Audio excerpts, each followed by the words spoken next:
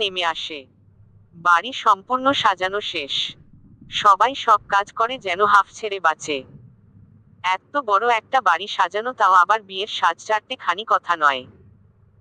দিয়া আর অবনী আইরাতকে নিয়ে এক রুমে যে ঢুকেছে, আর বের হবার নাম নেই। আইরাত বের হতে চাইলেও বের হতে দেয় না, কারণ আব্রাহাম মানা করেছে। রুমের দুজনের মাঝে মুখটা লটকিয়ে দিয়ে বসে আছে আইরাত, আর তার দুপাশে বসে মনের সুখে ফোন ঘাটাঘাটি করে যাচ্ছে দিয়া অবনী। আইরাত, এই দেখ, তোরা বাইরে চললে চল, নয়তো আমায় যেতে দে। এই বলেই আইরাত বিছানার ওপর থেকে নেমে আসতে নিলে অবনী আর দিয়া তাকে থামিয়ে দেয়। দিয়া, আরে আরে করিস কি? কোথায় যাস? অবনী, এখন বাইরে যাবি না, বস চুপচাপ এখানে। আইরাত, সেই কখন থেকে এখানেই বসে আছি, বাইরে যাব না। আর বাইরে কে কি করছে? এই হাত ছাড়, বাইরে যাব। অবনী, আরে বস তো, চুপ করে। দিয়া আর অবনী তাকে হাত ধরেই থামিয়ে দেয়। আর ওদিকে বাড়ির পেছনের দিকটায়, অর্থাৎ যেখানে বাগানের দিকে ফুল বেশি আর কি, সেখানে সবকিছু ঠিকঠাক করে দাঁড়িয়ে আছে আব্রাহাম। আব্রাহাম, সব রেডি তো? অয়ন, একদম। কৌশল, ওদের ডাক দিব? আব্রাহাম, হ্যাঁ। রোদেলাকে পাঠিয়ে দেওয়া হয়। রোদেলা গিয়ে শুধু দিয়া আর অবনীকে রুম থেকে নিয়ে এসে পড়ে। আইরাতকে রুমেই বসে থাকতে বলে তারা তিনজন উধাও হয়ে যায়। আইরাত বসে বসে বোর হচ্ছিল, তখনই ধূপ করে পুরো ঘরের আলো নিভে যায়। অন্ধকার ঘুটঘুটে। আইরাত তো আশেপাশে শুধু তাকাতাকি করছে। আস্তে করে বিছানা থেকে উঠে নিজের ফোন খুঁজতে লাগে। ফোন তো পাচ্ছে না, তাই কয়েকবার দিয়া আর অবনীর নাম ধরে ডাকও দেয়, কিন্তু কোন সাড়া শব্দ নেই তাতে। অন্ধকার রুমে শুধু বাইরের সাদা পর্দাগুলো ল্যাম্পপোস্টের আলোতে আবছা দেখা যাচ্ছে। হঠাৎ কয়েক সেকেন্ড পরপরই ঢিলের এক শব্দ আসে। কাচের মাঝে পাথর জাতীয় কিছু ছুঁড়ে মারলে যেমন শব্দ হয়, ঠিক তেমন শব্দ। আইরাত এতে চমকে গিয়ে দ্রুত পেছনে ফিরে তাকায়। পর্দাগুলো হাত দিয়ে সরিয়ে কয়েক কদম এগোলে দেখতে পায় যে সত্যিই করিডোরের কাচ ভেঙে ভেতরে একটা পাথর এসেছে। তা নিচু হয়ে হাতে তুলে নেয়। তারপর কপাল কুঁচকে সামনে যেতে লাগে। করিডোরের দরজা খুলে সেখানে চলে যায়।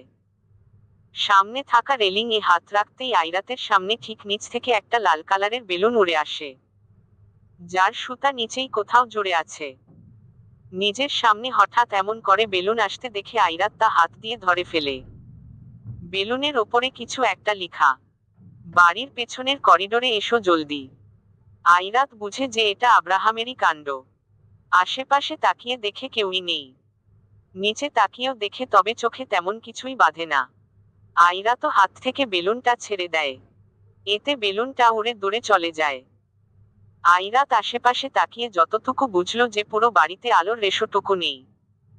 তাই সে হাতিয়ে হাতিয়ে আগে নিজের ফোনটা নিয়ে নিল, তারপর ফ্ল্যাশ লাইট জ্বালিয়ে নিল। ফোনের আলোতে সামনে হেঁটে হেঁটে যেতে লাগে।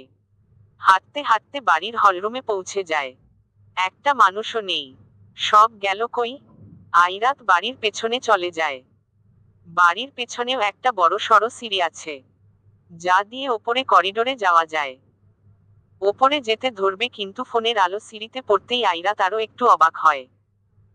পুরো সিঁড়িতে লাল গোলাপের পাপড়ি বিছিয়ে রেখে দেওয়া, আর সাইডে একটা তীর চিহ্নের মতো করে ওপরের দিকে যাওয়ার ইঙ্গিত করে রাখা। আইরাতও সেই অনুযায়ী চলে যায়। ওপরে এসে করিডোরে নজর যায়। এখানে পুরো ফাঁকা, শুধু দুপাশে বড় ফুলের বেশ কিছু টব রাখা। তবে এইখানকার করিডোরে ওপরে ছাউনি নেই। ওপরে রয়েছে খোলা আকাশ। আইরাতের মাথায় কিছুই ঢোকে না। হচ্ছে কি এগুলো? একে তো পুরো বাড়িতে কারেন্ট নেই, যদিও মোটেও যাওয়ার কথা না। তার ওপর কেউই নেই। সবাই গিয়েছে কোথায় তাও জানা নেই। এখন সে একা। এই অন্ধকারে আইরাতের একা ভয়ই লাগতে লাগলো। এগুলোই মাথায় ঘুরপাক খাচ্ছিল, তখনই নিজের জামাতে কোন কিছুর টান অনুভব করে। আইরাত ভরকে গিয়ে দ্রুত নিচের দিকে তাকায়। দেখে টাফি এসে আইরাতের জামার শেষাংশ ধরে টানছে। সেও নিচে ঝুঁকে পড়ে খেয়াল করে দেখে যে টাফির মুখে একটা সাদা চিঠির মতো। আইরাত টাফির গায়ে আলতো করে হাত বুলিয়ে দিয়ে মুখ থেকে চিঠিটা নিয়ে নেয়। চিঠিটা আইরাতের হাতে যাওয়ার সাথে সাথেই টাফি সেখান থেকে দৌড়ে চলে যায়। আইরাত তাকে আটকাতে গিয়েও থেমে যায়। করিডোরে হুট করে আলো জ্বলে ওঠে। পুরোটা জুড়ে আলোয় মাখামাখি হয়ে যায়। এবার আইরাতের নজর কাড়ে করিডোরের সৌন্দর্য। সাদা আর নেভি ব্লু কালারের চিকচিক মরিচ বাতি দিয়ে পুরোটা সাজানো, যা দূর থেকেও যে কারো নজর কাড়বে। আর্টিফিশিয়াল ভাবে সাজানো হয়েছে, তবে একেবারেই মনের মতো দেখতে। এটা দেখতেই আইরাতের ঠোঁটের কোণে হাসির রেশ ফুটে ওঠে। সে চিঠিটা মেলে পড়তে লাগে। সাদা কাগজে কালো কালি দিয়ে টানা টানা হাতের লেখায় লিখা। লেখাটা ছিল এরকম যে, প্রথমত আমাকে এই গোটা পৃথিবীর সবথেকে ভাগ্যবান ব্যক্তি বলেই আমার মনে হয়। কারণ আমার কাছে আমার সবথেকে মূল্যবান জিনিসটাই আছে। সেটা তুমি নিজেজ। আমার কালো জীবনটাকে, আমার বিষাক্তময় জীবনটাকে ভালোবাসায় ভরিয়ে দিয়েছো তুমি। শুধুমাত্র একটা রাত হুট করেই তোমার সাথে আমার দেখা হয়ে যাওয়া। আমার বুকেই, আমার বাহুতেই তোমার লুটিয়ে পড়া।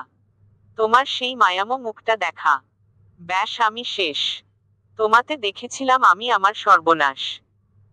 আমি তো ভেবেছিলাম যে আমার নামে যে ভুয়া খবর রটিয়েছে সে যেই হোক না কেন, যাই হোক না কেন, তাকে একদম জানেই মেরে ফেলবো আমি। কিন্তু কে জানতো যে তোমাকে খুন করতে গিয়ে আমি নিজেই উল্টো খুন হয়ে আসব। আমি ভালোবেসেছিলাম প্রথম দেখাতেই তোমাকে। এখনো বাসি, আজীবনই বাসবো, মরার পরেও। আমার জীবনের প্রথম এবং শেষ মেয়ে তুমি আইরাত। না তোমার আগে কেউ এসেছিল আর নাই তোমার পরে কেউ আসবে। আমি প্রমাণ করে দেব যে সবাই ছেড়ে যায় না, আগলে রাখে। আমি রেখেছি, রাখবো। আমি ভালোবাসি তোমায় আইরাত বেবি গার্ল। সব থেকে বেশি, সবার থেকে বেশি। আমাকে কখনো ছেড়ে যেও না প্লিজ। জীবন্ত লাশ হয়ে যাব আমি। কারণ আমার জান তুমি। নিজের জান নিজে থেকে দূরে চলে গেলে কি নিয়ে, কি করে বাঁচবো আমি? আমি তোমায় অনেক বেশি ভালোবাসি আইরাত। অনেক বেশি। আমার পুরো অস্তিত্ব তুমি। তুমিহীনা আমি কিচ্ছু না, কিছুই না। আমি তোমায় ভালোবাসি জান পাখি। চিঠিটা পড়তে পড়তেই কখন যে আইরাতের চোখ বেয়ে এক ফোঁটা অশ্রুবিন্দু গড়িয়ে পড়েছে তা তার খেয়াল নেই। বাতাসে কপালের পাশে থাকা চুলগুলো উড়ে উড়ে যাচ্ছে। চিঠিটা পড়া শেষ হলে নিজের আশেপাশে দেখতে লাগে। হঠাৎ নিজের ফোনে টুং করে একটা শব্দ হয়। একটা লিখা। সামনে এসো, তারপর নিচের দিকে তাকাও। ব্যাস, এইটুকুই লিখা। আইরাত সেই মতোই সামনে এগিয়ে যায়। করিডোরের রেলিং এ হাত রেখে দেয়। তৎক্ষণাৎ পুরো বাড়ির প্রত্যেকটা কোণা আলোয় আলোয় ভরে যায়। যেন ঝকঝক করছে। হুট করে একটা তীব্র সিটির শব্দ আসে। আইরাত ফট করে করিডোর থেকে নিচে বাগানের দিকে তাকায়। তাকাতেই চোখে মুখে হাসির ঝলক ফুটে ওঠে আইরাতের। কেননা নিচে গাঢ় লাল সাদা রঙের ফুলের পাপড়ি দিয়ে বিশাল বড় আকারে লেখা, will you marry me baby girl, আংটি নেতানো ফুল। আর তার পাশেই আব্রাহাম দাঁড়িয়ে আছে।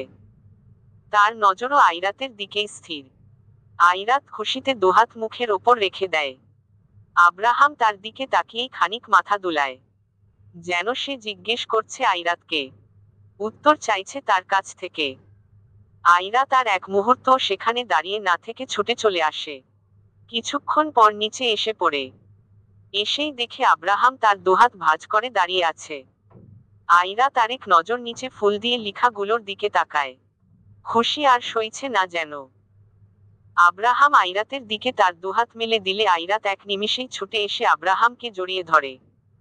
তার বুকে আছড়ে পড়ে। আব্রাহামও তাকে জড়িয়ে ধরে।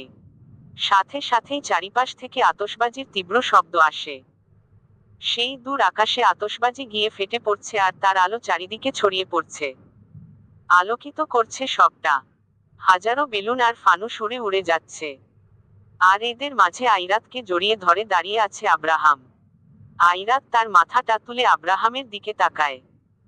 আব্রাহাম তার ভ্রু দুটো খানিক নাচায়, যেন আরেক দফা জিজ্ঞেস করছে আইরাতকে। আইরাত তার চোখে অশ্রু মুখে হাসি নিয়েই মাথা জোরে ওপর নিচ করে, যার অর্থ হ্যাঁ।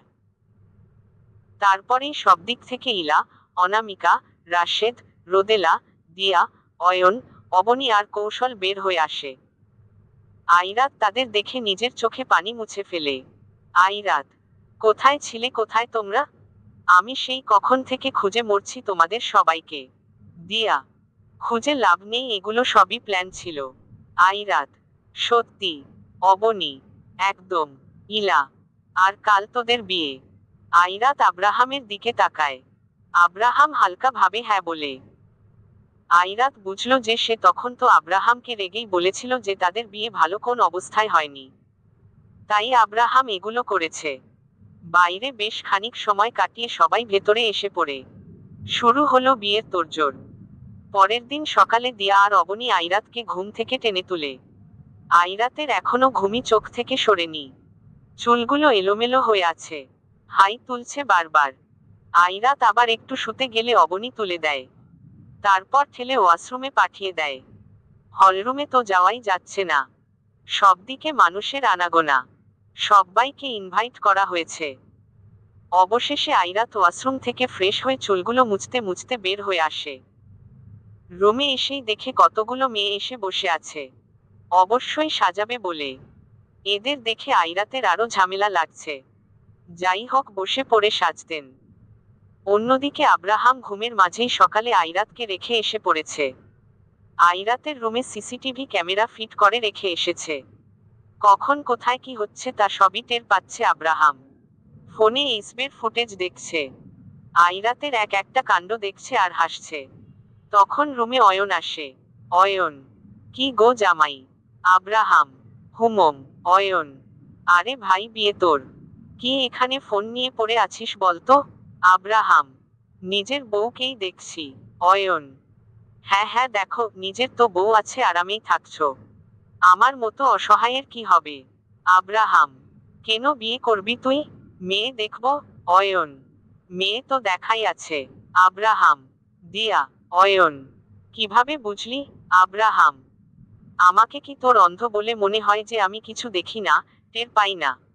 অয়ন, আব্রাহাম, দেখ, যত সময় নষ্ট করবি তত তোরই কষ্ট বেশি হবে, তাই সময় দেখে শুনে দিয়াকে তোর মনের কথা সব বলে দে। অয়ন, হুমম। কিন্তু ও আর আমি একসাথে থাকলেই তো শুধু ঝগড়াই বাঁধে।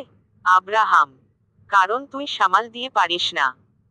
আরে মাথামোটা শোন, বউ রাগারাগি করলে জামাই নেশা করে, সিগারেট খায়, অথচ বোকা জামাই এটা জানেই না যে 20 টাকা দিয়ে একটা গোলাপ ফুল বাসায় নিয়ে গেলেই ঝামেলা শেষ। অয়ন, আসলেই তো। আব্রাহাম, কৌশল যে অবনীর ওপর লাট্টু আমি তাও বুঝি ফোনের দিকে নজর রেখেই। অয়ন, ওই শালা তো ছাগল। আব্রাহাম, হ্যাঁ, আর আপনি রামছাগল, দুটোই সমান। অয়ন, আচ্ছা এবার নে, জলদি রেডি হয়ে নে। আব্রাহাম, হুমম। রাশেদ আসে রুমে। আব্রাহামের কি লাগবে কি না লাগবে তার দিকে নজর দিতে লাগে। সাদা আর এশ কালারের কম্বিনেশনে একটা শেরওয়ানি পরে, হাতে ঘড়ি পরে নেয়। আয়নার সামনে দাঁড়িয়ে দাঁড়িয়ে শেরওয়ানির বাটন লাগাচ্ছিল, তখনই রাশেদ পেছনে থেকে বলে ওঠে। রাশেদ স্যার, বিয়েতে মেয়েরা এসে তো আপনার দিকেই তাকিয়ে থাকবে। আব্রাহাম, লাভ নেই, আমি অলরেডি অন্য একজনের বুক করা আছি। কৌশল, কবে আমরা বুক হব তাকে জানে। আব্রাহাম, এর জন্যই জলদি মুখটা খুলে ফেল, মানে মুখ ফুটে বলে ফেল। আর রাশেদ তুমিও। রাশেদ, জি স্যার। আব্রাহাম, হয়েছে, আর সাধু সেজে কাজ নেই। অফিসে রোদেলা যে যে কেবিনে থাকে তোমারও সেই কেবিনেই থাকা। রোদেলার আশেপাশে অন্য কোন ক্লায়েন্টের যাওয়া সহ্য করতে না পারা। রোদেলা কিছু না বুঝলে তোমার দ্রুত তার কাছে যাওয়া আরো কত কি। আব্রাহাম রাশেদের দিকে তাকায়। আব্রাহাম, আমি কি কিছু বুঝি না নাকি? শেরওয়ানির কলার ঠিক করতে করতে বলে ওঠে। আব্রাহাম, সময় থাকতে তিনজনই নিজেদের ভালো বুঝে নাও, নয়তো পরে আফসোস করে কোন লাভই নেই। বডিতে পারফিউম লাগিয়ে নেয়। গায়ের সাথে খাপ খেয়েছে শেরওয়ানিটা আব্রাহামের। মুখে চাপদারি, চুলগুলো কপালে পড়ে আছে, দারুণ মানিয়েছে। আর ওদিকে আইরাত পুরো সাদা রঙের একটা ভারী লেহেঙ্গা পরেছে। চুলগুলো খোপা করা, তার উপর একটা বড় ওড়না রয়েছে, তা ছুঁয়েছে একেবারে পা অব্দি। সাথে সাদা স্টোনের অর্নামেন্ট। মুখটা ঠিক একটা পুতুলের মতো লাগছে। আয়নার দিকে তাকায়। দিয়া, আজ বুঝলাম আব্রাহাম জিজু তোকে দেখে কেন পাগল হয়েছে। অবনী, হাই ম্যাম আরজাবা। রোদেলা, আরে আরে কানের পিছে কালো টিকা লাগাও, নইলে নজর লাগবে তো। দিয়া, যা লাগার তা তো লেগেই গিয়েছে। মানে আব্রাহাম জিজুর নজর আর কি। এখন অন্য কেউ নজর দিলে তা শুধু উপড়ে ফেলবে জিজু। অনামিকা, এই হলো তোদের? অনামিকা আইরাতের রুমে আসে। এসে দেখে আইরাত সহ দিয়া, অবনী, রোদেলা সবাই রেডি।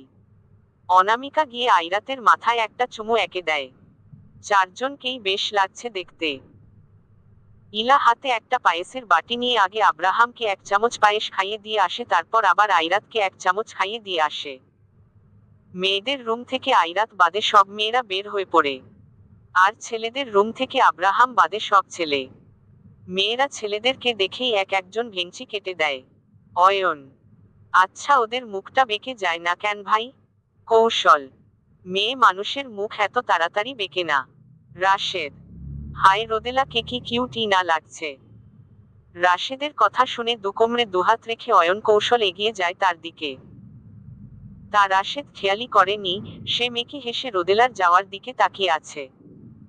অয়ন রাশেদের কানের কাছে এনে বলে, অয়ন, তাড়াতাড়ি ওকে প্রপোজ না করলে ফসকে যাবে, ফসকে। রাশেদের ধ্যান ভেঙে যায়।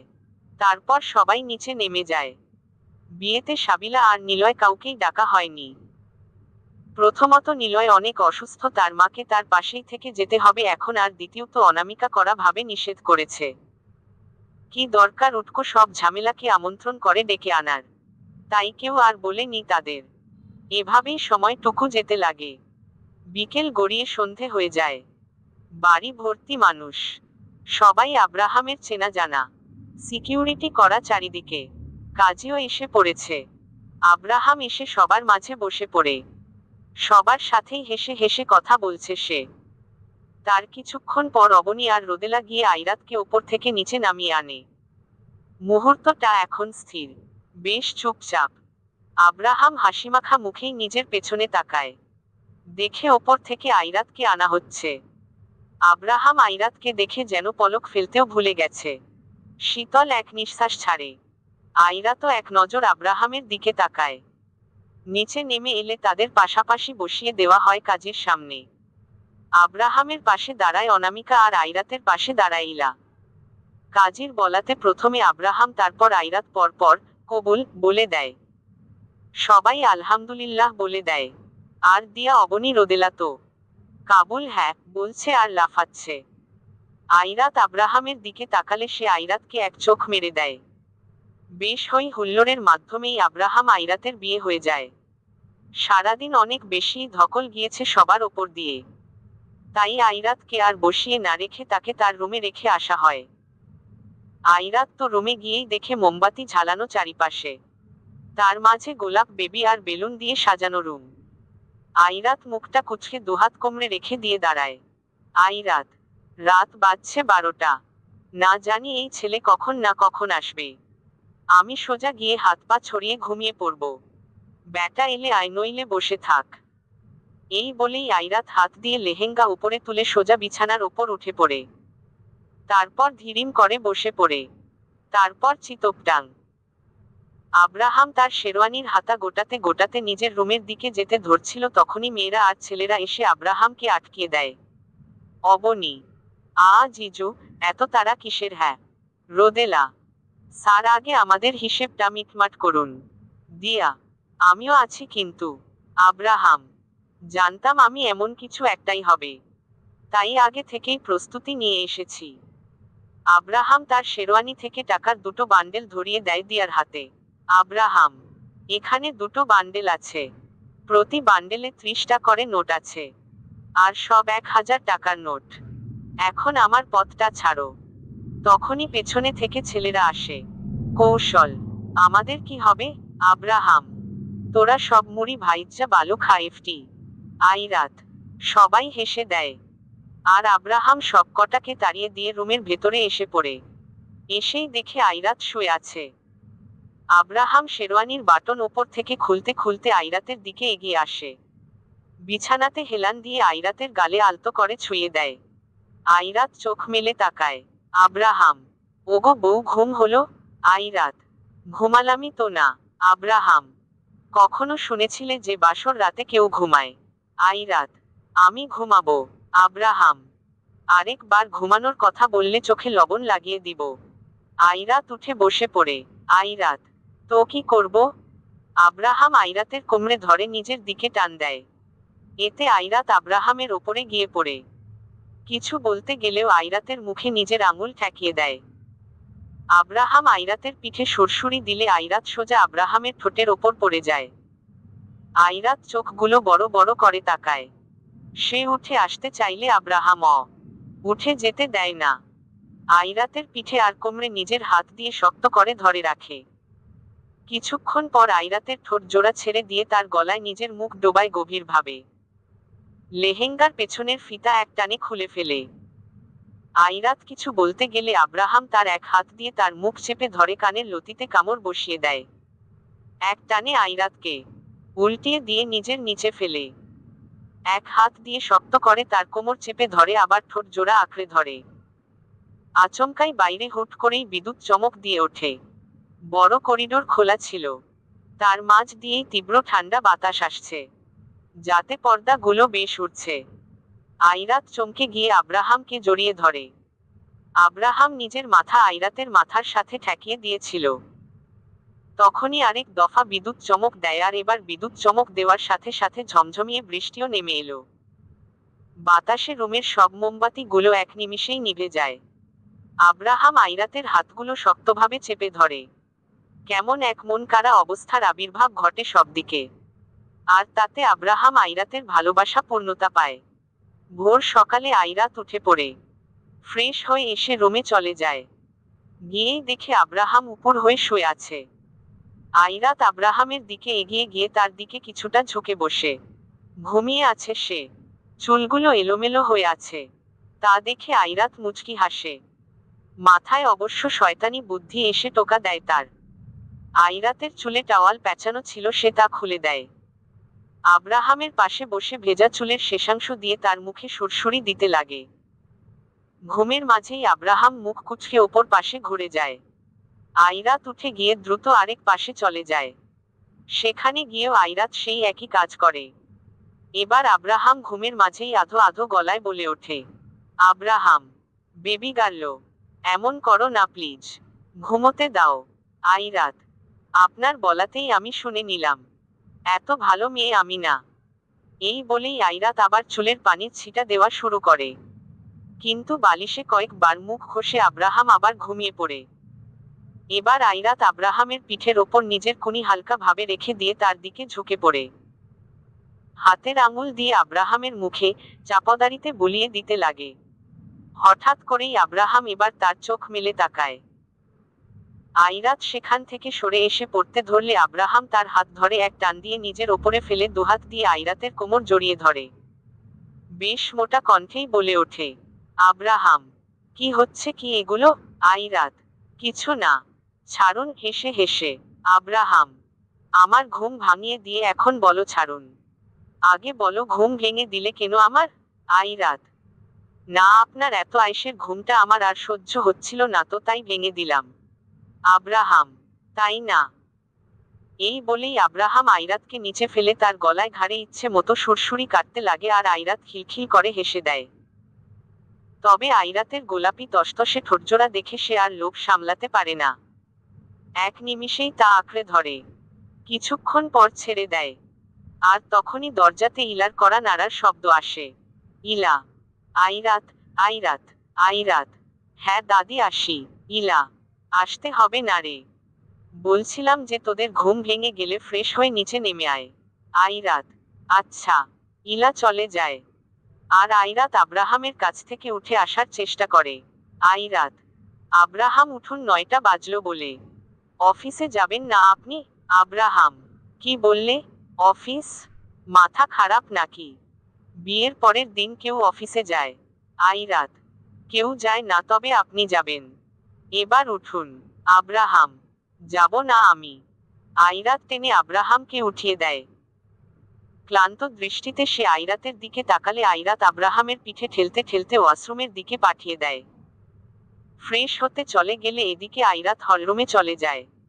হলরুমে গিয়ে দেখে সবাই উঠে পড়েছে। অনামিকা বসে আছে হলরুমে। আর ইলার সাথে দিয়া অবনী হালকা ফুলকা কাজ করছে। রোদেলা টেবিলে খাবার সাজাচ্ছে। রাশেদ আর অয়ন বাইরে থেকে আসলো মনে হয়। আর কৌশল ফোনে কথা বলছে। আইরাত দ্রুত গিয়ে রাশেদের হাত থেকে জোর করেই সব ব্যাগ নিয়ে নেয়। তারপর তা স্টাফদের হাতে ধরিয়ে দিলে তারা নিয়ে চলে যায়। দিয়া, কিরে ঘুম হলো? আইরাত, হ্যাঁ হলো। অবনী উড়ে এসে আইরাতকে ধরে। অবনী, কিরে এসেছিস তুই? আমি তো ভেবেছিলাম যে আর 1 মাসেও রুম থেকে বাইরে বের হবি না তোরা। আইরাত, কুত্তা চুপ কর। রোদেলা, এখন কি করব? অনামিকা, না রে মা, এখন আর কিছুই করতে হবে না তোকে, অনেক করেছিস। রোদেলা, না না সমস্যা নেই। আইরাত, কিসের সমস্যা নেই? তুমি এদিকে এসো। অয়ন, দাদি খিদে পেয়েছে তো। ইলা, এই তো হলো বলে। আব্রাহাম, আইরাত, ওপর থেকে আব্রাহাম আইরাতকে ডাক দেয়। দিয়া, ওই তো ডাক পড়ে গেছে। যাও যাও। আইরাত, উষ্ঠা অ্যাডা খাবি হালি। দিয়ার পিঠে ঠাস করে মেরে দিয়ে আইরাত সিঁড়ি বেয়ে ওপরে চলে যায়। গিয়ে দেখে আব্রাহাম একটা সাদা ধবধবে শার্ট পরছে আয়নার সামনে দাঁড়িয়ে। আইরাত এগিয়ে যায়। আব্রাহাম, ঠিক আছে? নিজের দিকে দেখিয়ে। আইরাত মুচকি হেসে হালকা ভাবে মাথা নাড়ায়। অর্থাৎ হ্যাঁ। আব্রাহাম আইরাতের দিকে এগিয়ে গিয়ে কপালে চুমু এঁকে দেয়। আইরাত, নিচে চলুন সবাই ডাকছে। আব্রাহাম আইরাতকে ঘুরিয়ে পেছনে থেকে জড়িয়ে ধরে। আইরাতের চুলে নিজের মুখ গুজে দেয়। আইরাত, আব্রাহাম। আব্রাহাম আইরাতের ঘাড় থেকে চুলগুলো সরিয়ে ঘাড়ে নিজের নাক ঘষতে লাগে। এভাবে থাকতে থাকতেই আব্রাহাম আইরাতের গলার মধ্যাংশে দাঁত দিয়ে দেয় এক কামড় বসিয়ে। আইরাত হালকা ভাবে চিল্লিয়ে ওঠে এতে। সে ব্যথা পেয়েছে বলে তাকে সামনে ঘুরিয়ে কামড় দেওয়া অংশে হালকা ভাবে হাত বুলিয়ে দেয়। আইরাত, আপনি কি রাক্ষস নাকি? আব্রাহাম, হ্যাঁ তোমার বেলায়। আইরাত, এইটা কি ছিল? Abraham, this is called love bite. Airat, ঘোড়ার আন্ডাটা। আব্রাহাম, নিচে যাওয়া যাক। আইরাত, চলুন। আব্রাহাম আইরাত নিচে চলে যায়। সিঁড়ি বেয়ে নিচে নামছিল তখনই কৌশল বলে। কৌশল, ওই তো এসে পড়েছে কবুতরের জোড়া। গিয়ে দেখে সবাই টেবিলে বসে পড়েছে। তারাও গিয়ে বসে পড়ে আব্রাহাম আইরাতের সামনে বসেছে। তার পাশে অয়ন কৌশল, আর আইরাতের পাশে দিয়া অবনী। সবাই গল্প করছিল আর খাচ্ছিল, তবে তার মাঝেই দিয়ার চোখ গিয়ে বাঁধে আইরাতের গলায়। দিয়া, ওই ওই গুথা দিয়ে। আইরাত, হুমম। দিয়া, তোর গলায় কি রে? আইরাত, কোথায় কি? আইরাত তার হাত দিয়ে গলায় দেখতে লাগে, তবে এক জায়গায় হাত দিয়ে কিছুটা ব্যথা অনুভব করে। তখনই আইরাতের মনে পড়ে যে আব্রাহাম তাকে গলায় কামড় দিয়ে লাল করে দিয়েছিল। আইরাত চোখ পাকিয়ে আব্রাহামের দিকে তাকায়, কিন্তু আব্রাহাম উল্টো তাকে চোখ মেরে চামচ দিয়ে আরামসে খেতে লাগে। আইরাত দ্রুত ওড়না দিয়ে গলা ঢাকার চেষ্টা করে। অবনী আইরাতকে হালকা ভাবে ধাক্কা দেয়। আইরাত, না মানে মশার কামড় আর কি? মশা কামড় দিয়েছে? অবনী, এই মনে হয় অনেক বড় মাপের একটা মশা। আইরাতের তো কাশি উঠে পড়ে। আব্রাহাম মুচকি হেসে আইরাতের দিকে দ্রুত পানি এগিয়ে দেয়। সে পানি খেয়ে নেয়। রাগ লাগছে বেশ আব্রাহামের ওপর, কিন্তু সে এখন কিছুই করতে পারছে না। আইরাত, নির্লজ্জ, বেশরম পোলা, মনে মনে। সবাই বসে বসে আড্ডা দিচ্ছিল, তবে রোদেলা, দিয়া আর অবনীর রুমে। হলরুমে সবার মাঝে রোদেলাকে না পেয়ে রাশেদ যেন আর স্থির হয়ে বসে থাকতে পারছে না। অয়নের দিকে তাকায় দেখে সে দিয়ার দিকে হা করে তাকিয়ে আছে। কৌশলের দিকে তাকায় দেখে কৌশল অবনীর দিকে হাবলার মতো তাকিয়ে আছে। আব্রাহাম তো সোজা আইরাতের হাত শক্ত করে ধরে বসে আছে। এত কিছুর মাঝে রাশেদকে কেমন এতিম এতিম লাগছে। তবে আব্রাহামের ডাকে রাশেদের ধ্যান ভেঙে যায়। আব্রাহাম, রাশেদ, রাশেদ। জি স্যার। আব্রাহাম, রোদেলাকে দেখছি না অনেকক্ষণ যাবত, যাও তো ওকে ডেকে নিয়ে এসো। রাশেদ, আমি। আইরাত, থাকুক না, স্টাফকে দিয়ে ডাকিয়ে নিয়ে আ। আব্রাহাম, আহা, রাশেদ তুমি যাও জলদি। রাশেদ, জি স্যার। রাশেদ চলে যায়। আর এদিকে আব্রাহাম আইরাতকে জ্বালিয়ে মারে। আব্রাহাম, বুঝো না কেন? তারা পছন্দ করে একে অপরকে। আইরাত, কি? রাশেদ রোদেলাকে পছন্দ করে? আব্রাহাম, হ্যাঁ, কেন জানো না? আইরাত, মাত্র জানলাম। আইরাত আব্রাহামের কাঁধে নিজের মাথা রেখে দেয়। আর ওদিকে রাশেদ রোদেলার রুমের সামনে এসে ভেতরে যাবে কি যাবে না দ্বিধায় পড়ে যায়। অবশেষে সাহস জুগিয়ে ভেতরে চলেই যায়, অর্থাৎ দরজার সামনে দাঁড়িয়ে পড়ে আর কি দেখে রোদেলা একটা টুলের ওপর দাঁড়িয়ে ওয়ার্ড্রোবের ওপর হাতিয়ে হাতিয়ে কি যেন খুঁজছে। দরজাতে কারো আসার শব্দ পেয়ে রোদেলা না দেখেই বলা শুরু করে, রোদেলা। কে? দিয়া। আচ্ছা শুনো না, একটু এদিকে এসো প্লিজ। ওপরে না আমার একটা ব্যাগ আছে, তা অনেক পেছনে রাখা, হয়তো অবনীর বাচ্চা রেখে দিয়েছে। এখন কোন ভাবেই নাগালে পাচ্ছি না। আমার টুলটা শক্ত করে ধরো, এটা বেশ নড়বড়ে। রাশেদ আর কিছু বলে না, টুলের ওপরে নিজের পা রেখে দেয়। এতে টুলটার ওপর আরো ভার পড়ে ফলে শক্ত হয়েই বসে। আর রোদেলা আরো একটু হাত লম্বা করে ব্যাগটা নিয়ে নেয়। ব্যাগটা হাতে নিয়ে ঘুরে সামনে তাকাতেই চমকে গিয়ে ধীরিম করে নিচে পড়ে যায়। হ্যাঁ, রাশেদ আর ধরেনি তাকে, সে সোজা নিচে পড়েই গিয়েছে। রোদেলা। ওমা! ঈশ্বস! রোদেলা রেগে রাশেদের দিকে তাকায়। রাশেদ এক হাত এগিয়ে দেয় রোদেলার দিকে। রোদেলা জিদের ঠেলায় আর তার হাতে নিজের হাত দেয়নি, নিজেই কষ্টে উঠে পড়ে। রাশেদ। ব্যথা পেয়েছ? রোদেলা। না, অনেক আরাম পাইলাম। রাশেদ। বোকার মতো কাজ করলে এমনই হবে। বাড়িতে এতগুলো স্টাফ, কাউকে ডাক দিলেই হতো, নিজে ওস্তাদি না করে। রোদেলা। তো আপনি যে এখানে আছেন আমাকে তো একটু ধরতে পারতেন, তাই না? রাশেদ। না, কারণ এগুলো কমন। এখন যদি তোমায় ধরতাম তাহলে বলতে যে এভাবে পারমিশন ছাড়া কাউকে ধরতে হয় না। রোদেলা। বলতাম না, কারণ আমি পড়ে যেতাম। রাশেদ। পড়ে গিয়ে একটা শিক্ষা তো হলো যে আর অমন উঁচুতে উঠবে না। রোদেলা। ধুর। রাশেদ। নিচে চলো, সবাই ডাকছে। রোদেলা। হুম, যাচ্ছি। রোদেলা নিজের কাজ করতে লাগে। রাশেদ তো দুহাত ভাঁজ করে দাঁড়িয়েই আছে।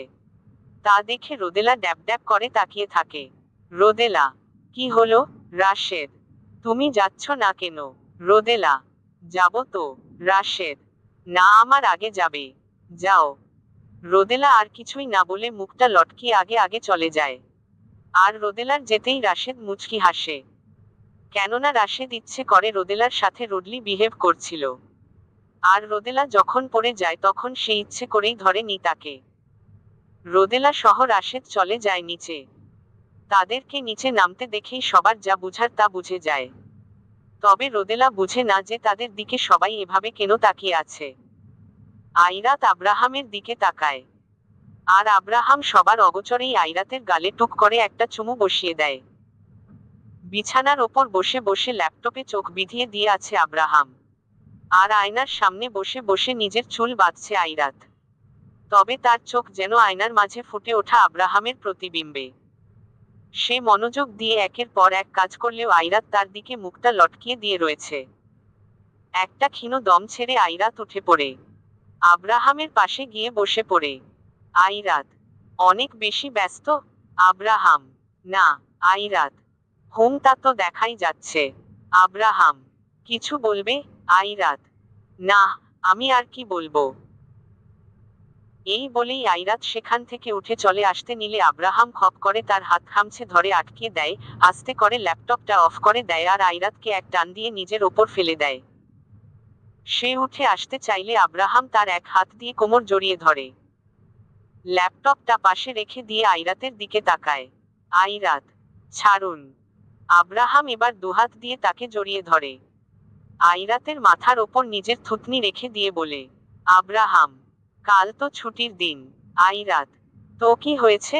আব্রাহাম। তুমি না বলেছিলে যে আমাদের হানিমুন এখনো হয়নি? আইরাত। হ্যাঁ তো। আব্রাহাম। কাল আমরা হানিমুনে যাব। আইরাত কপাল কুঁচকে তাকায়। আইরাত। কোথায়? আব্রাহাম। তা তো কালই টের পাবে। আইরাত। হুমম। আব্রাহাম। রেগে আছো? আইরাত। একদম না। আব্রাহাম। অভিমান? আইরাত। উহু। আব্রাহাম। আসলে প্রিয় মানুষকে দেওয়া সবথেকে মূল্যবান উপহার হচ্ছে সময়। এর থেকে বেশি দামি জিনিস আর দ্বিতীয়টা নেই। আইরাত। না আব্রাহাম, তেমনটা না, আপনি আমাকে যথেষ্ট সময় দেন। আব্রাহাম। তা আমি জানি। আইরাত। আমি ঘুমাই। আব্রাহাম। হুম, ঘুমিয়ে পড়ো। আইরাত নিজেও আব্রাহামকে জড়িয়ে ধরে ঘুমিয়ে পড়ে। আব্রাহাম তার হাতে একটা বই নিয়ে পড়তে লাগে, কিছু সময় পরে সেও ঘুমের অতলে হারিয়ে যায়। সকালে উপুর হয়ে ঘুমিয়েছিল আইরাত, চুলগুলো এলোমেলো। ঘুমের মাঝেই নিজের পাশে হাতিয়ে হাতিয়ে আব্রাহামকে খুঁজতে লাগে। যখন পায় না তখন চোখ মুখ সব কুঁচকে উঠে পড়ে। উঠে সোজা হয়ে বসে আড়মোড়া ভেঙে হাই তুলে হাত দিয়ে চুলগুলো কোন রকমে সামলিয়ে নেয়। তখনই রুমের ভেতরে আসে আব্রাহাম, তার হাতে একটা ছোট ব্রেকফাস্ট ট্রে, তাতে নর্মাল ব্রেকফাস্ট রাখা। ভেতরে এসে পা দিয়ে দরজা লাগিয়ে দেয়। তারপর গিয়ে আইরাতের সামনে বসে পড়ে ট্রেটা সামনে রেখে দেয়। আইরাত, কোথায় গিয়েছিলেন আপনি? আব্রাহাম, লিসেন, আজ ছুটির দিন, মানে শুক্রবার। আইরাত, তো? আব্রাহাম, তো আজ সব আমি করব। আইরাত, মানে? আব্রাহাম, মানে এই যে তুমি এখন ঘুমাও, না হলে ব্রেকফাস্ট করে ফ্রেশ হয়ে আবার ঘুমিয়ে পড়ো। যখন মন চায় উঠো, কোন মানা নেই। এদিকে সব কাজ আমি করে দিব। আমার আলসেমি লাগলে আমিও তোমায় জড়িয়ে ধরে ঘুমিয়ে থাকবো। তারপর দুজনে একসাথে উঠব।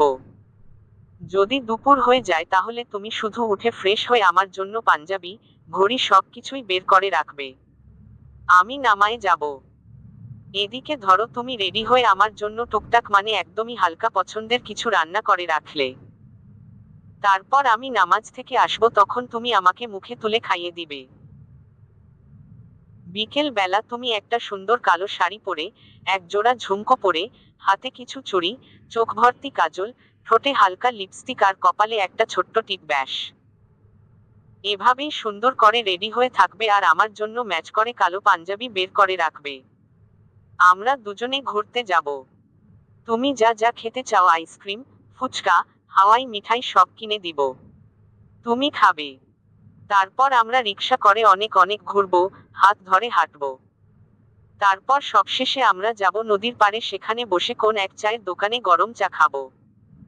আমি তোমার মাথার পেছনে বেলি ফুলের গাজরা গুজে দিব। তারপর আমরা আরো ঘুরে ফিরে বাসায় এসে পড়ব। রাতে পরিবারের সবার সাথে আড্ডা দিয়ে তারপর আমরা রুমে এসে পড়ব। ওই করিডোর, সেখানে বসে আমি তোমাকে গিটার বাজিয়ে গান গেয়ে শোনাবো, যতক্ষণ তোমার ইচ্ছে। তারপর আমার বুকে তুমি মাথা রেখে ঘুমিয়ে পড়বে। এই তো। আব্রাহাম এতক্ষণ ট্রে এর ওপরে আইরাতের জন্য খাবার রেডি করছিল আর এইসব বলছিল। বলা শেষ হলে আইরাতের সামনে জ্যামযুক্ত ব্রেডটা ধরে তার দিকে তাকায়। দেখে আইরাত তার দিকে এক ধ্যানে তাকিয়ে আছে, যেন নিজের পলক ফেলতেও ভুলে গেছে এমন। আব্রাহাম তার উদ্দেশ্যে নিজের ভ্রুজোড়া নাচায়। আইরাত ফিক করে একগাল হেসে দিয়ে খানিক বসা থেকে উঠে সোজা আব্রাহামকে জড়িয়ে ধরে। আব্রাহামও হেসে এক হাত আইরাতের পিঠের ওপর রেখে জড়িয়ে ধরে। আব্রাহাম, আইডিয়াটা কেমন? আইরাত, অতিমাত্রায় অসাধারণ। কিন্তু মানে আপনি খাবেন টঙের দোকানের চা? আব্রাহাম, হ্যাঁ জানি, আমিই বলতাম যে এগুলো খাওয়া ভালো না, অস্বাস্থ্যকর, আনহাইজেনিক, ব্লা ব্লা ব্লা। কিন্তু এখন আমিই বলছি। আইরাত, হুমম, এটাই বুঝি আমাদের হানিমুন? আব্রাহাম, হ্যাঁ বলা যায়। চলবে না? আইরাত হাওয়ার গতিতে দৌড়াবে। আইরাতকে ব্রেকফাস্ট করতে দিয়ে আব্রাহাম চলে যায়। আইরাতও খেয়ে ফ্রেশ হতে চলে যায়। অন্যদিকে অয়ন, কৌশল, রাশেদ আরেক রুমে বসে বসে আড্ডা দিচ্ছে। রাশেদের সামনে একটা গোলাপ ফুল রেখে দেওয়া হয়েছে, কারণ সে কনফিউজড যে কিভাবে রোদেলাকে প্রপোজ করবে। অয়ন গালে হাত দিয়ে বসে আছে, কারণ সে আর দিয়া শুধুমাত্রই সাপনিউল। আর কৌশল মনে হয় পাগলই হয়ে গেছে। অবনীকে মনের কথা কিভাবে বলবে তা আয়নার সামনে দাঁড়িয়ে দাঁড়িয়ে প্র্যাকটিস করছে। অয়ন, কিরে তোরা কিছু বলস না কে? কি করমু? রাশেদ, আমি চিন্তায় মগ্ন। অয়ন, এক কাজ কর, ফুলে দেওয়া বাদ দিয়ে খেয়ে নাও। কৌশল, হ্যাঁ। আর তখন রাশেদ, এক চুটকি সিন্দুর কি কিমাত তুম কেয়া জানো রামেশ বাবু, এর বদলে বলবে যে, এক গোলাপ ফুল কি কিমাত তুম কেয়া জানো রামেশ বাবু, সরি অবনী। অয়ন বেশ জোরেই হেসে দেয়। রাশেদ, মজা নেও মিয়া। কৌশল, হ্যাঁ আমি তো। অবনী, এই তিন নবাব। কৌশল, অবনী, অবনী। সবাইকে ডাকে নিচে ব্রেকফাস্টের জন্য। এই বলেই অবনী সোজা চলে যায়। তার যাওয়ার পর তারা তিনজনও নিচে নেমে আসে। সবাই খাওয়া দাওয়া করে ফেলে। আব্রাহাম কিছু কাজের ফলে বাইরে গিয়েছে আর আইরাত এদিকে রুমে চলে যায়। তারপর আব্রাহামের জন্য সব জামা, জায়নামাজ সব বের করে রাখে, নামাজ পড়বে বলে। কয়েক ঘন্টা পর আব্রাহাম এসেও পড়ে তারপর ফ্রেশ হয়ে নেয়। দুপুরের সময়টা যেন এভাবেই কেটে যায়। বিকেলের দিকে আব্রাহাম আইরাত অসম্ভব সুন্দরভাবে রেডি হয়ে নেয়। যদিও আইরাতকে শাড়ি আব্রাহাম নিজেই পরিয়ে দিয়েছে। আব্রাহামকে দেখতে প্রচুর সুদর্শন লাগছে। গায়ে কালো পাঞ্জাবি, তার হাতাগুলো গুটানো, হাতে সিলভার কালারের ঘড়ি। চুলগুলো প্রচুর সিল্কি হয়ে আপনা আপনিই দোল খাচ্ছে আর গালে চাপদারি। আইরাতকে মায়াবিনী লাগছে। মনে হচ্ছে তার চেহারায় একরাশ মায়া ঢেলে দিয়েছে। হাতে পরে থাকা রূপালী রঙের চুড়িগুলো যেন ঝনঝন করে বাজছে। মুখে সবসময় লেগে থাকা হাসিতে তার সৌন্দর্য যেন চারা দিয়ে উঠছে। আব্রাহামের সামনে গিয়ে আইরাত বলে, আইরাত, কেমন লাগছে আমায়? আব্রাহাম আইরাতের কাছে এসে তার কোমরে হালকা ভাবে নিজের হাত রেখে দিয়ে কপালে আলতো করে চুমু এঁকে দিয়ে বলে, আব্রাহাম, মহাকাব্যের মতো স্নিগ্ধ। সবাই হলরুমেই বসে আড্ডা দিচ্ছিল তখন আব্রাহাম আইরাতকে নিচে নামতে দেখে সবাই অবাক। দিয়া রান্নাঘর থেকে হাতে চায়ের ট্রেটা নিয়ে আসতে আসতে হাসি মুখে বলে ওঠে, দিয়া, আরে আরে জিজু আর আইরু, ও আহহ, দারুণ লাগছে দুজনকে। হায় হায়, যেন কারো নজর না লাগে। অনামিকা, কিরে? আব্রাহাম, আসলে মা ভাবলাম যে বিবিজানকে নিয়ে কোথাও ঘুরে আসি। ইলা, অনেক ভালো ভেবেছিস। এবার দেরি না করে জলদি বের হয়ে পড় দুজনে। আব্রাহাম, হুমম। যেই না আব্রাহাম বের হতে ধরবে তখনই অয়ন বলে ওঠে, অয়ন, এই দাভাই তোরা যে ঘুরতে যাচ্ছিস আমরা কি করব তাহলে? আইরাত, কি করবে মানে? সবার প্রিয়তমা কাছেই তো আছে, তাও আবার তিনজনেরই। রোদেলা, বুঝলাম না। আইরাত, টাইম হোক বুঝে যাবে। আব্রাহাম, এই কৌশল। কৌশল? হ্যাঁ। আব্রাহাম, এই নে গাড়ির চাবি। আব্রাহাম গাড়ির চাবি হালকা ভাবে ঢিল দেয় কৌশলের দিকে আর সে ধরে নেয়। আব্রাহাম, দিয়া, অবনী আর রোদেলা তোমরা সবাই এই তিন বাদরের সাথে ঘুরতে যাও। ভালো লাগবে। ঘুরতে শুধু আমরা একা যাব কেন? আইরাত, দাদি আর মা তোমাদেরও নিয়ে যাই।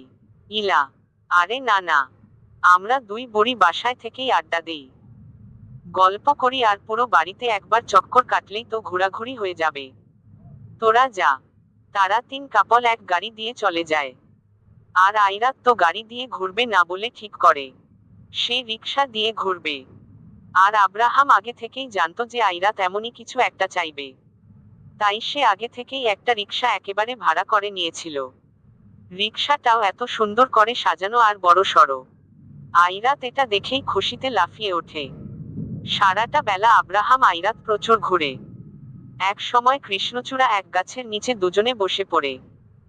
তখন আইরাতের চোখ যায় একটা ছোট দোকানের দিকে, সেখানে অনেক রকমের ঝুমকো বেচা কেনা করছিল। আইরাত সেখানে যায় আর আব্রাহাম তার পছন্দ মতো এক জোড়া ঝুমকো তার কানে পরিয়ে দেয়।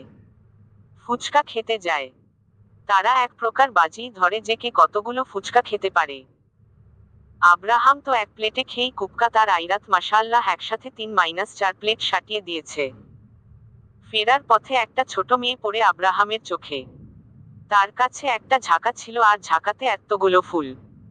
আব্রাহাম মেয়েটাকে ডাক দিয়ে তার সামনে এক হাঁটু গেড়ে বসে বেশ কিছু টাকা মেয়েটার হাতে দিয়ে সম্পূর্ণ ফুলের ডালা নিয়ে আইরাতের হাতে ধরিয়ে দেয়। চায়ের দোকানে গরম ধোয়া ওঠানো লাল চা আর আইরাতের চুলে আব্রাহামের বেঁধে দেওয়া বেলি ফুল।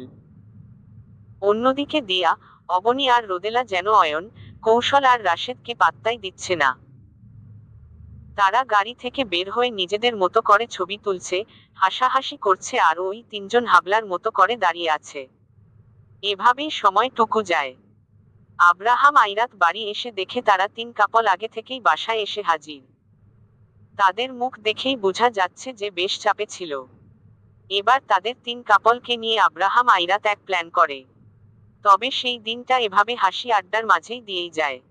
রাতের মুগ্ধকর আবহাওয়া, নিস্তব্ধ চারিদিকে, শীতল বাতাস। তার মাঝে করিডোরের ফ্লোরে বসে আছে আইরাত। আব্রাহামও নিচে বসে দরজার সাথে হেলান দিয়ে রয়েছে। আব্রাহাম করিডোর থেকেই আকাশের দিকে তাকায়। আকাশে কেমন যেন কালো কালো মেঘ জমেছে, তার ওপর হাজারো তারা জ্বলজ্বল করছে। চাঁদটা নিজের আলো ছড়িয়ে বেশ বড় আকার ধারণ করে রয়েছে আকাশের বুকে। আবার সামনে তাকায়, তাকিয়ে দেখে আইরাত তার দুহাত দুহাঁটুর ওপর ভাঁজ করে রেখে দিয়েছে। আইরাতের উদ্দেশ্যে আব্রাহাম গিটারে আওয়াজ তুলে, এই নিশি তোমার আমার, এই নিশি ভালোবাসার খয়েরি হার্ট প্রজাপতি। করিডোরের গোল দোলনার ভেতরে বসে বসে দাঁত দিয়ে নখ কাটছে আইরাত। আর তার সামনেই দাঁড়িয়ে দাঁড়িয়ে ফোনে কথা বলছে আব্রাহাম, যেন সে কিছুটা চটে আছে এমন। কথা বলা শেষে করিডোরের রেলিং এ হাত রেখে দূর আকাশ পানে তাকিয়ে থাকে আইরাত। কিছু কি হয়েছে? আব্রাহাম, না তেমন কিছু না। আইরাত, না কিছু তো একটা হয়েছে।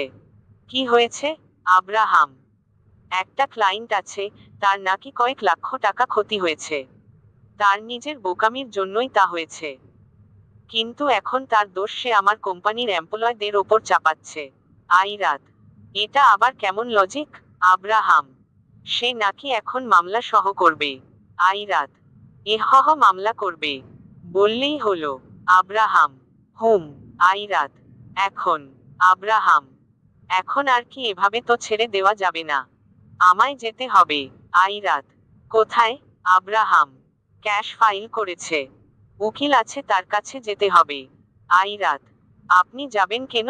আব্রাহাম, না আমি অন্য কাউকে পাঠাতে চাচ্ছি না, ব্যাপারটা যত তাড়াতাড়ি মিটমাট করা যায় আর কি, যদিও এখানে আমাদের কোন দোষী নেই।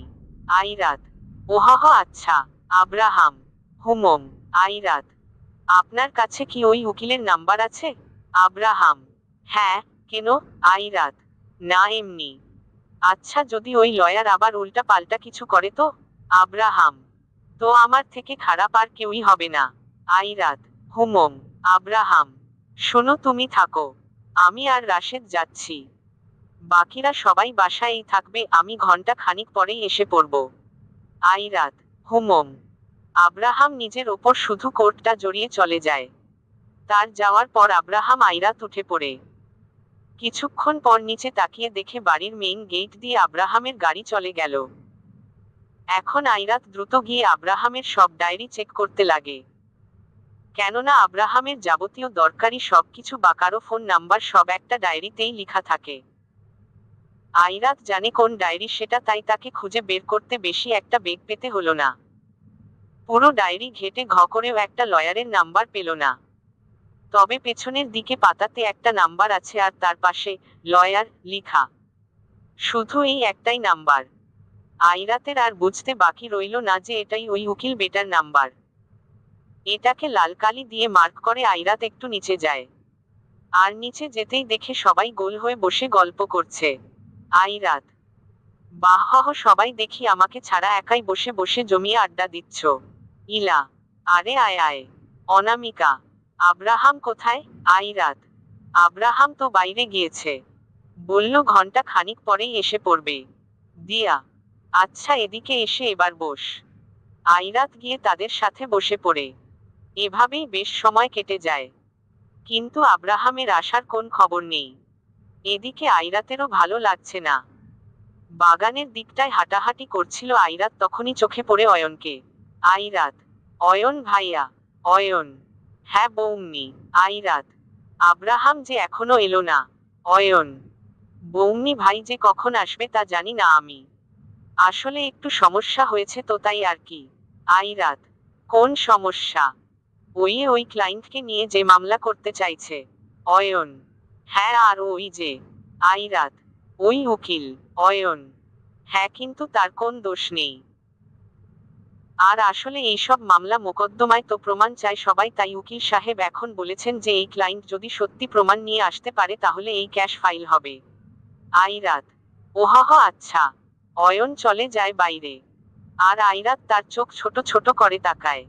আইরাত, হারামির সাহস তো কম না, আমার জামাই এর কোম্পানির নামে মিথ্যে ক্যাশ করবি, আর উকিলের বাচ্চা তুই হেল্প করবি, দাঁড়া তুই মজা দেখাচ্ছি, নিকুচি করেছে তোর প্রমাণের।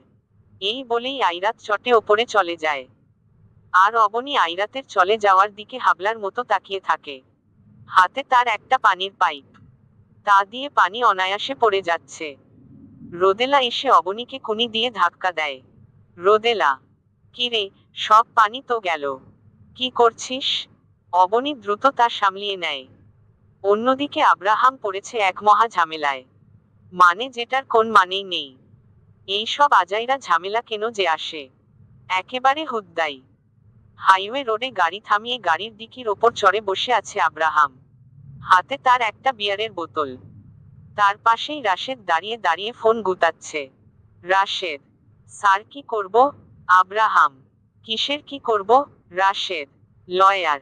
আব্রাহাম, ও হ্যাঁ। আব্রাহাম ডিকির ওপর থেকে নেমে পড়ে। আব্রাহাম, তার কাছে মনে হয় একবার হলেও যেতে হবে।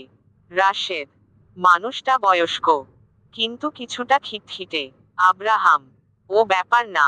রাশেদ, এখন যাব স্যার। আব্রাহাম, হ্যাঁ চলো, যেতেও তো আবার সময় লাগবে। তারা রওনা দেয়।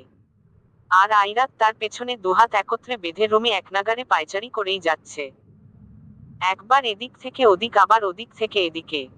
মুখটা কেমন একটু কুচকানো। ঘড়ির দিকে তাকায়, সে চলছে আপন গতিতে। সামনে টেবিলের দিকে তাকিয়ে দেখে ডায়েরিটা পড়েই আছে। আইরাত হাতে নিজের সেলফোনটা নেয়, তারপর গিয়ে টেবিলের পাশে বসে পড়ে। ডায়েরি থেকে দেখে দেখে ফোনে নাম্বারটা টুকে নেয়। তারপর গিয়ে আবার বিছানার ওপর ধীরিম করে বসে পড়ে। তখনই দিয়া, অবনী আর রোদেলা আইরাতের রুমে আসে। এসেই দেখে আইরাত এগুলো করছে। তখন আইরাতের পাশে গিয়ে বসে পড়ে। আইরাত গলাটা খাকারি দিয়ে পরিষ্কার করে নিয়ে সেই নাম্বারে ফোন লাগায়। ফোন বাজছে। টাক মাথা, তাতে যে দু একটা চুল আছে সেগুলোও পাকা। টাকটা কেমন চিকচিক করছে। চোখ দুটো বেশ কুচকানো, কপালে ভাঁজ অনেক। চোখে মোটা ফ্রেমের চশমা দিয়ে সামনে নিউজপেপার নিয়ে চেয়ারে এক গম্ভীর মুখে বসে আছে মিস্টার আজাদ। উনি সেই স্বনামধন্য উকিল। সবাই তাকে পাকাও প্রকৃতির লোক বলেই মনে করেন। টেবিলে নিজের পাশে সাদা একটা ল্যান্ডলাইনের ফোন আছে। সেটা সহ আশেপাশে মোটমাট 5-6টা টেলিফোন রাখা। সব কটাই মানুষের ঝামেলা মিটমাট করার জন্য রাখা। মনোযোগ দিয়ে নিউজপেপারের নতুন নতুন ঝামেলার কথাই পড়ছিলেন তিনি, আর তার পাশে থাকা অ্যাসিস্ট্যান্টকে তা বলছিলেন। অসহায় অ্যাসিস্ট্যান্ট ব্যাটা একরাশ বিরক্তি নিয়ে নিরুপায় হয়ে তার বকর বকর শুনেই যাচ্ছে। কি আর করার উপায় নেই যে এর ছাড়া। অ্যাসিস্ট্যান্টকে আরো কিছু বলতে যাবে, কিন্তু তার আগেই সাদা টেলিফোনে ক্রিং করে শব্দ বেজে ওঠে। মিস্টার আজাদ অ্যাসিস্ট্যান্টের দিকে তাকালে সেও আস্তে করে সেখান থেকে দূরে চলে যায়। উকিল সাহেব আবার ফোনে কথা বলার সময় কেউ তার আশেপাশে থাকুক তা পছন্দ করেন না। টেলিফোনটা কানে ধরে চশমার মাঝ বরাবর একটা গুথা মেরে তা উপরে তুলে নেয়। আজাদ, হ্যালো। আইরাত, আহাম। আহাম, জি, এটা কার নাম্বার? আইরাতের এমন উল্টো প্রশ্নে আজাদ কপাল কুঁচকে তাকায়। আজাদ, ফোনটা আপনি করেছেন, তাই প্রশ্নটাও আমারই থাকার কথা। আইরাত, হুমম, কিন্তু আমিই না হয় করলাম। আইরাতের কাছ থেকে ফোনটা নিয়ে দিয়া নিজের কানে ধরে। আর ব্যাটা আজাদ বুঝেই নি যে এটা অন্য আরেকজনের গলা। দিয়া, হ্যালো। আজাদ, তো আপনার কি সমস্যা বলুন আমায়। ডিভোর্স নাকি অন্য কোন উটকো ঝামেলা? দিয়া, আরে উকিল রে, আগে এটা তো জিজ্ঞেস করে নে যে আদৌ কি আমার বিয়ে হয়েছে কিনা। ফিসফিস করে। আজাদ, বলছেন না যে আমার আবার এত টাইম নেই অযথা ফোনে কথা বলার। আইরাত দ্রুত দিয়ার কাছ থেকে ফোন নিয়ে নেয়। আইরাত, আরে না না না না, বেশ কথা বলার আছে আপনার সাথে আমার। আজাদ, জি জলদি বলুন। আইরাত, তো ছোট খাটো হাতির বাচ্চা, বলছিলাম কি যে নিজের কাজে মনোযোগ দে। অযথা কেন অন্যের কাজে নাক গলাতে হবে, তাও আবার ফাউ ফাউ কাজে যার কোন ভিত্তিই নেই। আজাদ তো ভরকে যায় আইরাতের কথায়। আজাদ, মানে কি এইসবের? আইরাত, শালা তুই তো আচ্ছা খারাপ, তরে ধইরা তো কুত্তা, তোর সাহস তো কম না। যার তার কথা শুনে তুই তুই আমার জামাইয়ের কোম্পানির বিরুদ্ধে ক্যাশ ফাইল করবি? তোর মাথায় আমি গরুর গোবর ঢেলে দিব। তোকে বিনা টিকেটে বান্দরবন বান্দরের কাছে পাঠিয়ে দিব। শালার পুতো তুই তরমা, হারামি শালা ত। গালির অভাব নেই। গালির ওপর গালি পাশে দিয়া, অবনী আর রোদেলা কানে আঙুল দিয়ে চেপে রেখেছে, আর আইরাত তো আইরাতি। বাপরে, মুখে যেন বুলি ফুটছে, এত গালি। আইরাত, তোকে উল্টো ঝুলিয়ে তোকে গরম পানিতে চুবাবো আমি শালা গরু। হালা পাডার পো পাডা, তোকে ড্রেনের পানিতে ফেলে দিব। আব্রাহাম আর রাশেদ নিজেদের মাঝেই কথা বলতে বলতে ভেতরে আসে, অর্থাৎ উকিলের কেবিনে প্রবেশ করে। কিন্তু আব্রাহাম নিজের সামনে তাকাতেই কপাল কুঁচকায়। কেননা মিস্টার আজাদ মানে উকিল সাহেব, উনি উনার চেয়ারে অজ্ঞানরত অবস্থায় পড়ে আছেন। উনার হাত থেকে সাদা টেলিফোনটা নিচে পড়ে ঝুলছে। টেলিফোনের সাথে টেলিফোনের তারটাও নিচে ঝুলছে। উকিলের চশমাটা চোখের ওপরে উঠে পড়েছে, দুহাত তার দুদিকে এলিয়ে দেওয়া। আব্রাহাম কিছুই বুঝে না। সে খেয়াল করে যে টেলিফোনের ভেতর থেকে কারো চেঁচানোর শব্দ আসছে। আব্রাহাম আলতো পায়ে টেলিফোনের দিকে এগিয়ে যায়, টেলিফোনটা উপরে তুলে নিজের কানে ধরে। আর ওপর পাশের কণ্ঠ শুনে তার বুঝতে আর 1 মিনিটও দেরি হয় না যে এই আসলে কে। আইরাতের চিল্লানোতে আব্রাহাম কপাল কুঁচকে টেলিফোনটা নিজের কান থেকে হালকা দূরে সরিয়ে নেয়। তারপর ঠাস করে ফোন রেখে দেয়। আইরাত, পোকা পড়বে তোর ওপরে, পোকা। বুঝলি তুই, পোকা পড়বে শালা নরকের কীট। এই বলে আইরাতও ধীরিম করে তার ফোন কেটে দেয়। আইরাত এক দীর্ঘ নিঃশ্বাস ছাড়ে। মুখে এক গাঢ় হাসির ছাপ রেখে পেছনে ঘুরে তাকায়। দেখে বাকি 3 জনের অবস্থা খারাপ। দিয়া এক মেকি হাসি দিয়ে বসে আছে, অবনী সোজা চিতপটাং, আর রোদেলা ঢকঢক করে পানি খাচ্ছে।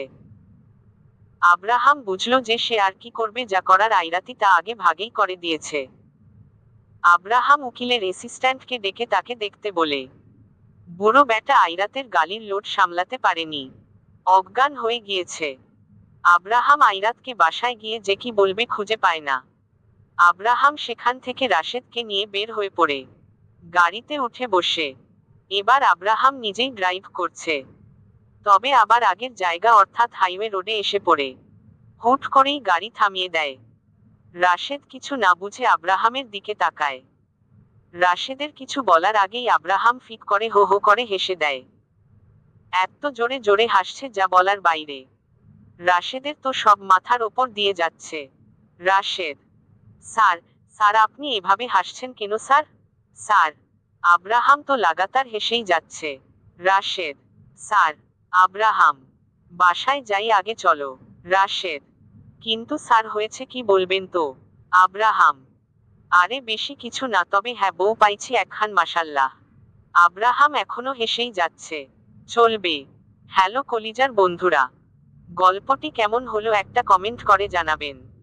আপনাদের ভালোবাসা দিয়ে চ্যানেলটিকে সাবস্ক্রাইব করে রাখুন। এই গল্পের অংশ পরের গল্পতে পেয়ে যাবেন। ধন্যবাদ।